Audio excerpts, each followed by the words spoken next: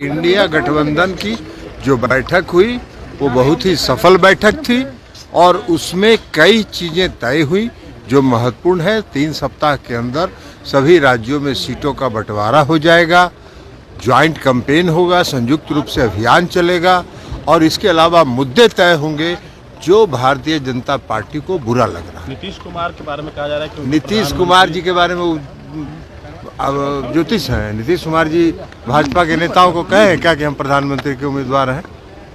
कहा जा रहा है डेडलाइन दिया गया है कि दिसंबर में ही सीटों का बंटवारा हो जाए। 3 सप्ताह के अंदर हुआ है कि 3 सप्ताह के अंदर हम लोग सीटों का बंटवारा कर लेंगे और मैक्सिमम सीटों पर 1 to 1 लड़ाई हो, इसको सुनिश्चित करेंगे।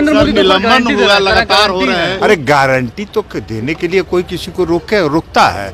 अपने ही जब पीठ थपथपाना है तो गारंटी देते रहिए। मिमिक्री कर रहे थे, उसको लेकर कई सांसदों। अरे छोड़िए ना उपराष्ट्रपति जी के बारे में। आरएसएस जातीय जनगणना का विरोध कर रही है और प्रधानमंत्री जी और सब सारे भाजपा के नेता जाति आधारित ट्वीट कर रहे हैं, जात पर आधारित ट्वीट कर रहे हैं। तो इन लोगों का क्या करिएगा? इन लोगों का एक काम है। सर लगातार निलंबन हो रहा है, आज भी निलंबन हुआ पार्लियामेंट में। लोकतंत्र नहीं बचा है।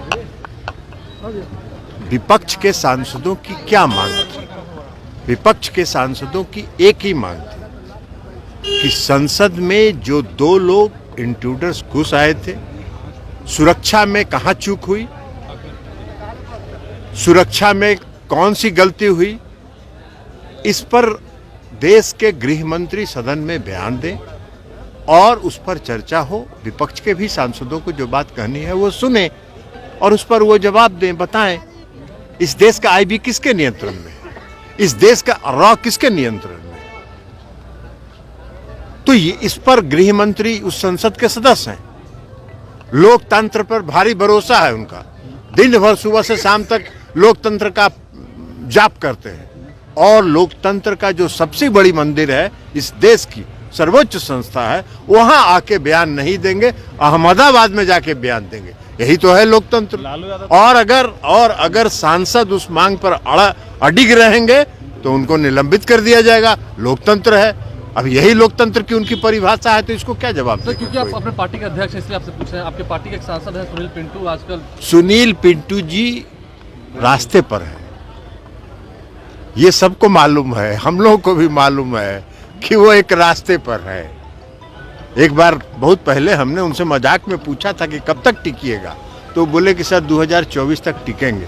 तो 2024 अब नजदीक आ रहा है तो रास्ता पर चल रहे हैं। आपके पार्टी के खिलाफ ही बोल रहे हैं। अरे पार्टी के खिलाफ बोल रहे हैं तो क्या कर रहे हैं? वो जाएंगे, उनका बता तो दिए अब आपको कि वो रास्ते पर है।